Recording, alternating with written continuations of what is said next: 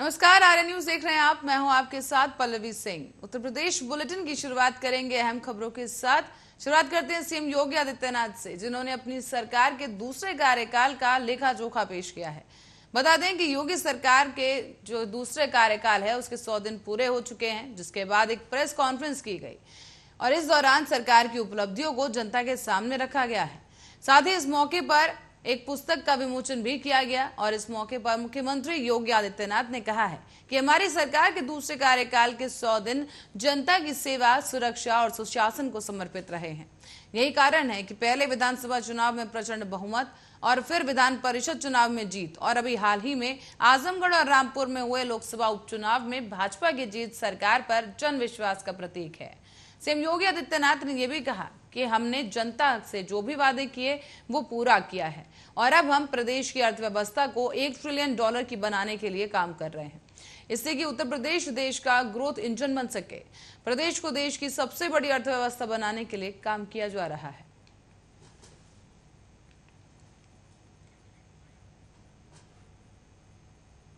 और इस बीच उत्तर प्रदेश की योगी सरकार भले ही गुंडे और माफियाओं को प्रदेश छोड़ जाने की बात कह रही हो, लेकिन बदायूं में क्राइम कम होने का नाम नहीं ले रहा है। चोरी, डकैती, रेप और महिलाओं संबंधी तमाम अपराधों में कोई घटोतरी नहीं हो पा रही है। ये पूरा मामला जो है सामने आया है बदायूं के थाना बिसौली क्षेत्र के दिसौलीगंज से स्थित एक बिजली घर का, जहां पर बीती रात को करीब 1.5 दर्जन शस्त्रधारी बदमाशों ने 15 लाख रुपए से ज्यादा के माल पर बंधक बनाकर लूटपाट की। बिजली घर पर रखे बड़े ट्रांसफार्मर को बदमाशों ने अपने साथ वो ले गए और ग्राइंडर मशीन से काटकर कई इन्वर्टर बैटरी समेत गन पॉइंट पर ऑपरेटरों को बंधक बनाकर रात के करीब 11 बजे से लेकर सुबह के करीब 4:30 बजे तक लूटपाट की और डकैती की घटना को अंजाम दिया गया। तो वहीं इस बीच इस पूरे मामले में सीओ और थाना प्रभारी बिसौली ने मौके पर पहुंचकर घटनास्थल का जायजा लिया है। साथ ही इस पूरे प्रकरण को लेकर जांच भी शुरू की गई और उचित कार्रवाई का आश्वासन दिया जा रहा है। दिसौलीगंज बिजली घर पे एक 5 MVA ट्रांसफार्मर रखा था। रात में अज्ञात लोगों ने घुस करके उसका ट्रांसफार्मर काट करके उसकी कॉइल निकाल दिया। ट्रांसफार्मर पूरा डैमेज हो गया, जिसकी रिपोर्ट जो है संबंधित थाने में दर्ज करा दी गई है और थाना इंचार्ज तथा सीओ ने मौके का मुआयना करके रिपोर्ट दर्ज कर ली है और अतिशीघ्र उसका खुलासा करने तथा दोषियों को पकड़ने की आश्वासन दिया। अच्छा, वहाँ पर सर कर्मचारी मौजूद थे क्या आपके? कर्मचारी यहाँ ड्यूटी पे सब तो और उसका सहायक दोनों मौजूद थे। दिसौलीगंज बिजली घर पे एक 5 MVA और बरेली से इस वक्त की एक बड़ी खबर आपको बता दें, जहां पर एक कार की टक्कर से बाइक सवार 4 लोग घायल हो गए हैं। जानकारी मिलने के 1 घंटे बाद भी एम्बुलेंस नहीं पहुंची और जब आंवला पुलिस को इस दुर्घटना की जानकारी मिली तो दरियादिली दिखाते हुए 112 गाड़ी से इन घायलों को अस्पताल पहुंचाया गया है।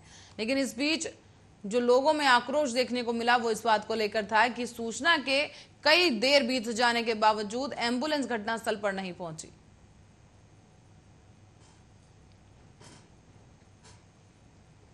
तो वहीं फतेहपुर जनपद से खबर सामने आई है, जहां पुलिस अधीक्षक के निर्देश पर लगातार अवैध शराब बनाने और बेचने वालों के खिलाफ एक अभियान चलाया जा रहा है। इस अभियान के तहत आबकारी टीम और बकेवर पुलिस को बड़ी सफलता भी मिली है। इस बीच दोनों ही टीमों की संयुक्त कार्रवाई में 1010 लीटर अवैध शराब बरामद की गई और शराब बनाने की 10 भट्टियों समेत लगभग 15 कुंतल लहन को मौके पर नष्ट किया गया। जानकारी के मुताबिक छापेमारी की गई थी और छापेमारी के दौरान ड्रोन कैमरे की मदद ली गई।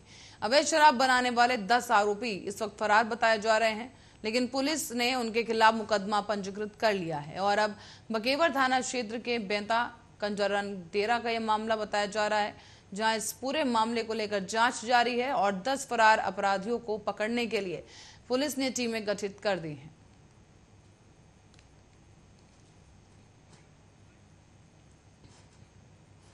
और इस बीच रायबरेली जिले के सलोन CHC में भ्रष्ट डॉक्टरों द्वारा बीते दिनों पत्रकारों पर किए गए जानलेवा हमले और लूट के बाद अब उल्टा पत्रकारों पर ही केस दर्ज किया गया और इस फर्जी मुकदमे को लेकर अखिल भारतीय ब्राह्मण एकता परिषद के पदाधिकारियों द्वारा CHC के भ्रष्ट डॉक्टरों के खिलाफ कार्रवाई को लेकर मुख्यमंत्री के नाम पर एक संबोधित ज्ञापन SDM सलोन को सौंप दिया गया है। इस बीच सौंप कर ये एक जो ज्ञापन है कार्रवाई की मांग की जा रही है और लगातार आपको बता दें कि इसको लेकर इस मामले ने काफी तूल पकड़ लिया है।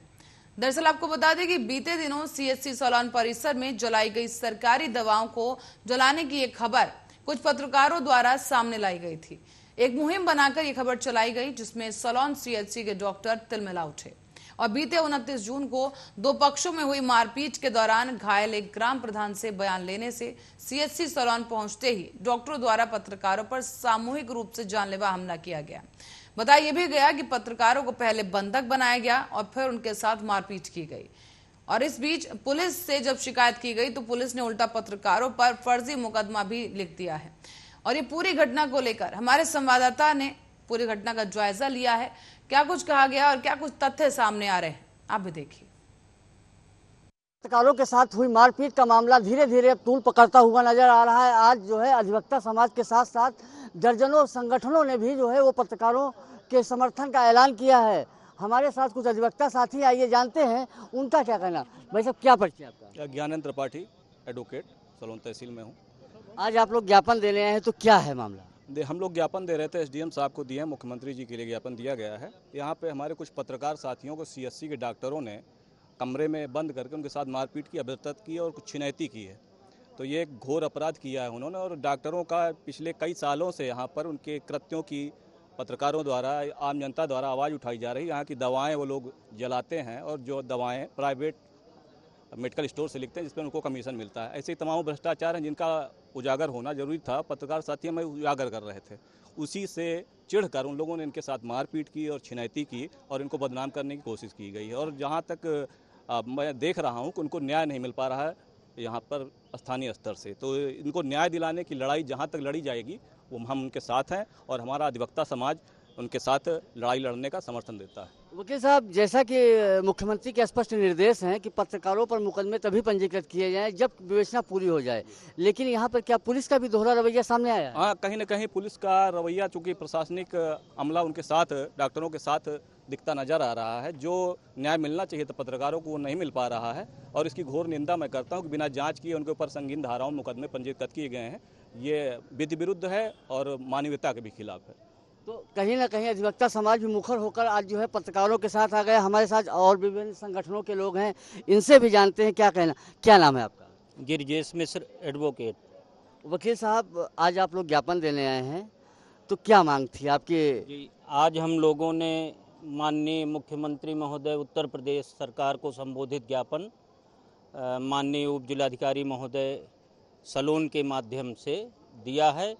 हमारे ब्राह्मण एकता परिषद के प्रदेश सचिव माननीय उमाशंकर पांडे जी और हम सभी साथियों ने ज्ञापन सौंपा है। सामुदायिक केंद्र सलोन में भ्रष्टाचार और कदाचार का बोलबाला है। उत्तर प्रदेश सरकार की मंशा है गरीबों को निःशुल्क चिकित्सा सुविधा उपलब्ध हो, लेकिन सामुदायिक केंद्र सलोन में ठीक इसके विपरीत कार्य होता है। दवाओं के पर्चे, जांच के पर्चे बाहर से लिखे जाते हैं। जो फ्री में मिलने वाली दवाइयां हैं उनको जला दिया जाता है और जो मरीज आते हैं और तीमारदार आते हैं उनके साथ बदसलूकी की जाती है। इन्हीं कमियों को उजागर करने के लिए पत्रकार कुछ दिन से खबरें चला रहे थे। दवाएं जलती हुई दिखाई गईं। एक वीडियो वायरल हुआ था जिसमें डॉक्टरों द्वारा पत्रकारों को घसीट कर ले जाया गया मारते हुए और कमरे में बंद कर दिया गया और उसके बाद भी मुकदमे पत्रकारों पर भी पंजीकृत हुए हैं, तो क्या कहना आपका? जी, जब सामुदायिक केंद्र सलोन की कमियों को उजागर करना शुरू किया, यहाँ के डॉक्टरों, कर्मचारियों के भ्रष्टाचार, कदाचार को पत्रकारों ने मीडिया के माध्यम से उजागर करना शुरू किया, तो वो लोग अपने प्रभाव का इस्तेमाल करके, अपनी शक्ति का इस्तेमाल करके, वीडियो वायरल हुआ, आपने देखा, पत्रकारों को जबरन ले गए, कमरे में बंद करके मारा पीटा और ऊपर से संगीन धाराओं में गंभीर मुकदमा पत्रकारों के ऊपर दर्ज करा दिया गया, जिसकी अखिल भारतीय ब्राह्मण एकता परिषद निंदा करता है और साथ ही माननीय मुख्यमंत्री महोदय से अनुरोध करता है कि पत्रकारों पर दर्ज फर्जी मुकदमे तत्काल वापस लिए जाएं और दोषी डॉक्टरों के खिलाफ, दोषी डॉक्टर्स हैं, कर्मचारी हैं और उनके कुछ सहयोगी जो किसी पद पर नहीं है लेकिन फिर भी अस्पताल में हमेशा जमे रहते हैं और प्रताड़ित करने का काम करते हैं। मारपीट में भी वो लोग शामिल रहे हैं। मुकदमा कहीं न कहीं जो है आज अधिवक्ता समाज, ब्राह्मण समाज और दर्जनों सामाजिक संगठन पत्रकारों के पक्ष में खुल के खड़े हुए हैं। और आपको बताते चले, इन सभी लोगों ने आज एसडीएम सलवन को जो है मुख्यमंत्री को संबोधित एक ज्ञापन भी सौंपा है, जिसमें सीधा सीधा आरोप लगाया है कि जो है पत्रकारों के मुकदमे वापस लिए जाएं और दोषी डॉक्टरों के खिलाफ कड़ी कार्रवाई करी जाए। पत्रकारों के साथ हुई मारपीट का मामला धीरे धीरे अब तूल पकड़ता हुआ नजर आ रहा है। आज जो है अधिवक्ता समाज के साथ साथ दर्जनों संगठनों ने भी जो है वो पत्रकारों के समर्थन का ऐलान किया है। हमारे साथ कुछ अधिवक्ता साथी, आइए जानते हैं उनका क्या कहना। और इस बीच रायबरेली में तेज रफ्तार कार ने एक साइकिल सवार बुजुर्ग को टक्कर मार दी है। इससे बुजुर्ग गंभीर रूप से घायल हो गया और कार सवार ने बुजुर्ग को अस्पताल पहुंचाया है। इस वक्त हालत गंभीर होने के कारण इलाज के लिए बुजुर्ग को जिला अस्पताल रेफर किया गया। बता दें आपको कि लालगंज कोतवाली क्षेत्र के आनापुर गांव की घटना बताई जा रही है, जहां एक कार सवार ने बुजुर्ग को पहले टक्कर मारी, लेकिन ये शख्स बुजुर्ग को अपने साथ अस्पताल लेकर पहुंचा है।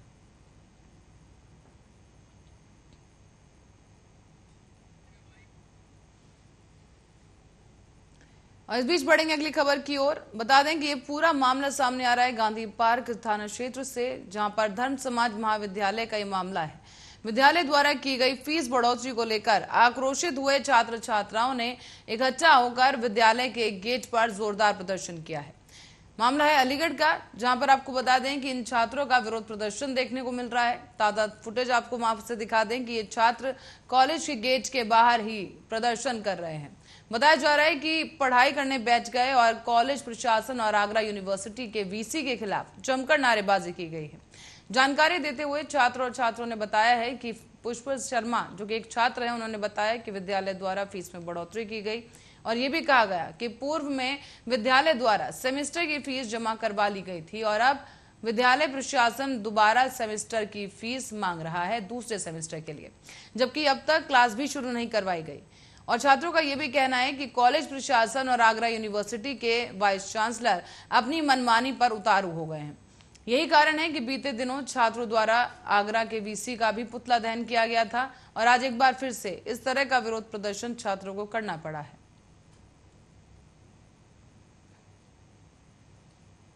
हम लोगों ने संवैधानिक तौर तरीके से गेट के बाहर बैठकर डीएस कॉलेज मुर्दाबाद, आगरा वीसी मुर्दाबाद के नारे लगाए। इसके पीछे एक ही उद्देश्य है कि जो आगरा वीसी के द्वारा लगातार छात्रों पर बढ़ती तानाशाही के कारण छात्र पीड़ित है और छात्रों को गेट के बाहर बैठने पर विवश किया गया है। दिनांक 25 को आगरा वीसी का हमारे द्वारा पुतला फूंका गया और उसके पश्चात आगरा वीसी ने 25 तारीख से 30 तारीख और 30 से 5 तक फीस भरने की अंतिम तिथि बढ़ा दी गई। परंतु आगरा वीसी से हम कहना चाहते हैं कि हम आपसे समय नहीं मांग रहे, हमारा आपसे यही कहना है कि हम लोग फीस नहीं भरेंगे। क्यों? क्योंकि आप छात्रों से अंग्रेजों की तरह लगान वसूलने का कार्य कर रहे हैं। आगरा वीसी को अपने ऊपर शर्म। हाँ, इससे पूर्व भी ये छात्र फीस वृद्धि को लेकर के, फीस वृद्धि की समस्या को लेकर के संपर्क किया था, आंदोलन भी कर रहे हैं ये छात्र, किंतु इनको बार बार समझाया जा रहा है कि ये फीस वृद्धि कोई नई नहीं है। नया सेमेस्टर सिस्टम लागू होने के कारण ये 2 बार इनको सेमेस्टर फीस जमा करनी है। एनुअल फीस के स्थान पर अब सेमेस्टर वाइज फीस जमा हो रही है और फीस डिसाइड करने का काम प्रशासन और विश्वविद्यालय को, जो हमें आदेशित किया गया उनके अनुसार छात्रों से फीस ली जा रही है। तो क्या मानते हैं, जिस तरीके सेमेस्टर लागू हुआ पिछले साल से, उसके बाद फीस ली जा रही है, तो बच्चे क्यों नहीं समझ पा रहे इस बात को, क्या वजह रही है? हाँ, ये एक तो पहली बार है ये नई एजुकेशन पॉलिसी जो लागू हुई है बच्चों को पहली बार। पूर्व के कुछ छात्र होंगे जो ईयर वाइज ईयरली फीस जो ली जाती है वो लोग कहते होंगे कि हमसे एक बार ही फीस ली जाती है तो आपसे 2 बार, ऐसा कुछ इनको कन्फ्यूज़न हो सकता है। हाँ, इससे। और इस बीच रुक करेंगे अयोध्या का, जहां शिक्षिका हत्याकांड मामले में पुलिस के कई खुलासे सामने आए। पुलिस ने खुलासा किया और शिक्षिका के माता पिता ने इस खुलासे पर सवाल उठा दिया है। उनका ये कहना है कि पुलिस ने उनकी बेटी को बच्चलन साबित कर दिया है, जबकि उनकी बेटी बच्चलन नहीं थी। अयोध्या शहर के श्रीरामपुरम कॉलोनी में हुई गर्भवती शिक्षिका की हत्या और महीने बाद पुलिस द्वारा रविवार को इस मामले में आरोपी को गिरफ्तार करने के खुलासे के बाद मृत शिक्षिका के जो परिजन हैं, उन्होंने गंभीर आरोप पुलिस प्रशासन पर ही लगा दिए। अयोध्या रेंज के डीआईजी AK सिंह और निवर्तमान SSC शैलेश पांडे द्वारा रविवार को एक प्रेस कॉन्फ्रेंस की गई थी, जहां नाबालिग हत्यारे के साथ मृत शिक्षिका के अवैध संबंध की बात मीडिया के सामने बताई गई। इस बात पर मृत शिक्षिका है उसके परिजनों ने कड़ी आपत्ति जताई है और इस आपत्ति को जताते हुए पुलिस पर ही सवाल उठा दिए हैं। मृत शिक्षिका के पिता और माता का ये कहना है कि पुलिस ने हत्या और चोरी के जो साक्ष्य बताए हैं वो सही हैं, लेकिन बिना किसी साक्ष्य के उनकी बेटी के चरित्र पर पुलिस ने सवाल उठा दिया है, जो कि गलत है। अब आपको बता दें कि बीते 1 जून को अयोध्या कोतवाली के श्रीरामपुरम कॉलोनी में एक गर्भवती शिक्षिका की दिन दहाड़े हत्या कर दी गई। इस मामले में पुलिस ने रविवार की दोपहर को नाबालिग किशोर को इस पूरी घटना का सूत्रधार बताते हुए उसे गिरफ्तार कर जेल भेज दिया है। पुलिस द्वारा बताया गया कि नाबालिग किशोर और मृत शिक्षिका के बीच करीब 2 साल से अवैध संबंध चल रहा था। नाबालिग किशोर अब इस संबंध को खत्म करना चाहता था, लेकिन शिक्षिका नाबालिग किशोर पर लगातार दबाव बना रही थी, जिससे गुस्सा होकर नाबालिग किशोर ने शिक्षिका की हत्या कर दी और इस पूरी घटना को चोरी की शक्ल देने के लिए जेवर भी चुराए गए।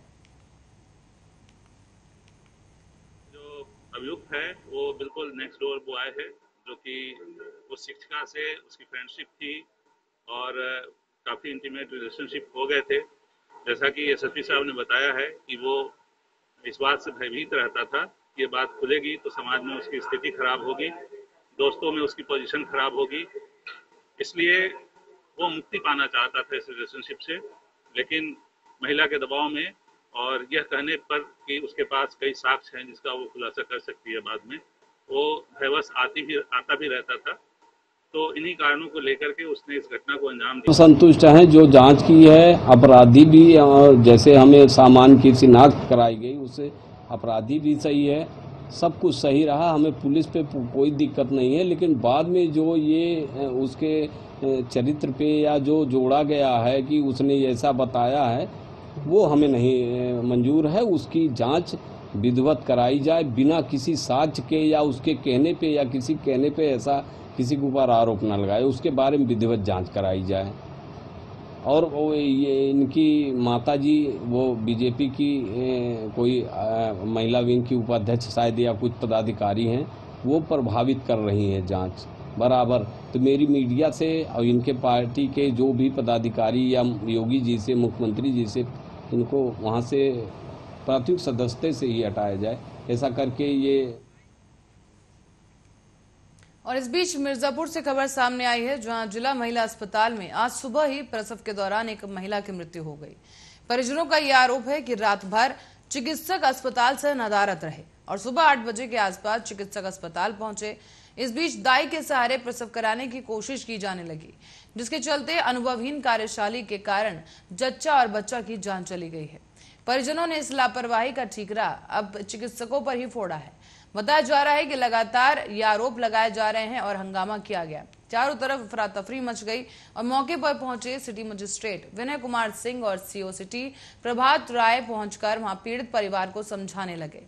इस बीच आपको बता दें कि दरअसल मिर्जापुर के जिला महिला अस्पताल में आज सुबह उस वक्त हंगामा मच गया जब प्रसव के लिए आई एक महिला और उसकी प्रसव के बाद मृत्यु हो गई। इसमें डॉक्टरों की घोर लापरवाही बताई जा रही है।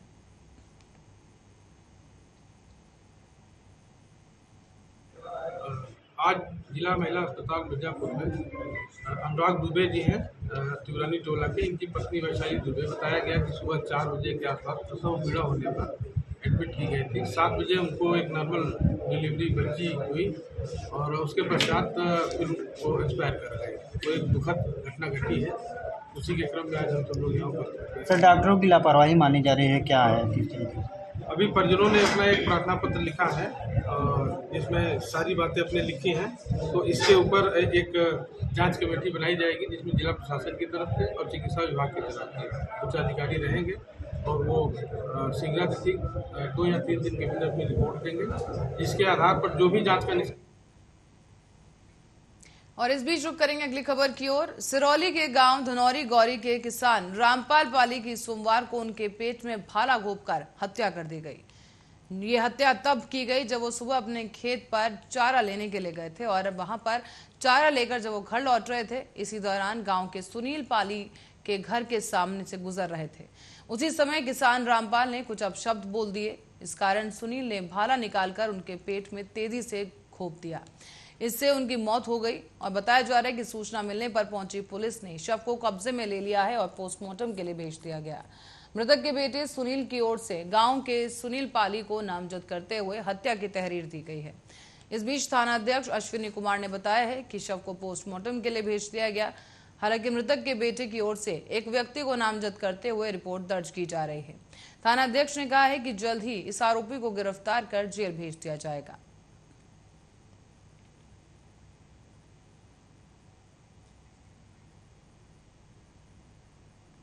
और उत्तर प्रदेश में बाल आयोग के अध्यक्ष देवेंद्र शर्मा ने आगरा के जिला अस्पताल का औचक निरीक्षण किया है।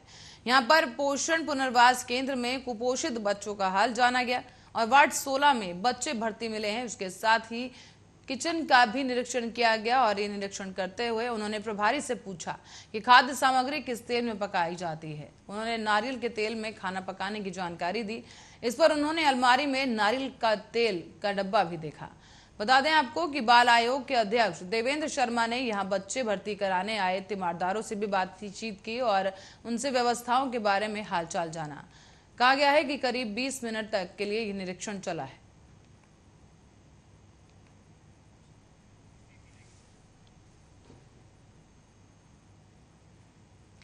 और इस बीच मिशन 35 करोड़ के तहत इस साल वन महोत्सव के पहले दिन ही 5 जुलाई को 25 करोड़ पौधारोपण का रिकॉर्ड बनाया जाएगा। बता दें कि मुख्यमंत्री योगी आदित्यनाथ चित्रकूट में, राज्यपाल आनंदीबेन पटेल लखनऊ में, कुकरौल में और उप मुख्यमंत्री केशव प्रसाद मौर्य और ब्रजेश पाठक अयोध्या और प्रयागराज में पौधारोपण करेंगे।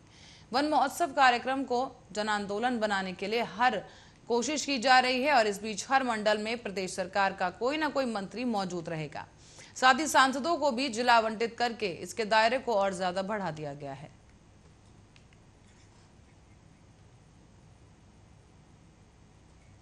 और इस बीच एक अहम खबर सामने आ रही है। दिल्ली पुलिस ने ऑल्ट न्यूज के सह संस्थापक मोहम्मद जुबैर को लेकर अब पुलिस सीतापुर पहुंची है। जुबैर के खिलाफ महंत बजरंग मुनि, यति नरसिंहानंद सरस्वती और स्वामी आनंद स्वरूप पर अपने ट्वीट के माध्यम से कथित रूप से धार्मिक भावनाओं को भड़काने के मामले में ये केस दर्ज किया गया। इसी सिलसिले में सीतापुर लेकर पुलिस इन्हें पहुंची है। और आपको ये भी बता दें कि दिल्ली की पटियाला हाउस कोर्ट ने जुबैर की जमानत अर्जी खारिज कर 14 दिन की न्यायिक हिरासत में उन्हें भेज दिया है। साथ ही साथ दिल्ली पुलिस ने फैक्ट चेकर जुबैर पर 3 और धाराएं भी लगा दी। दिल्ली की अदालत ने आरोपी के कथित अपराध की प्रकृति और गंभीरता का हवाला देते हुए मोहम्मद जुबैर की जमानत याचिका को खारिज कर दिया है।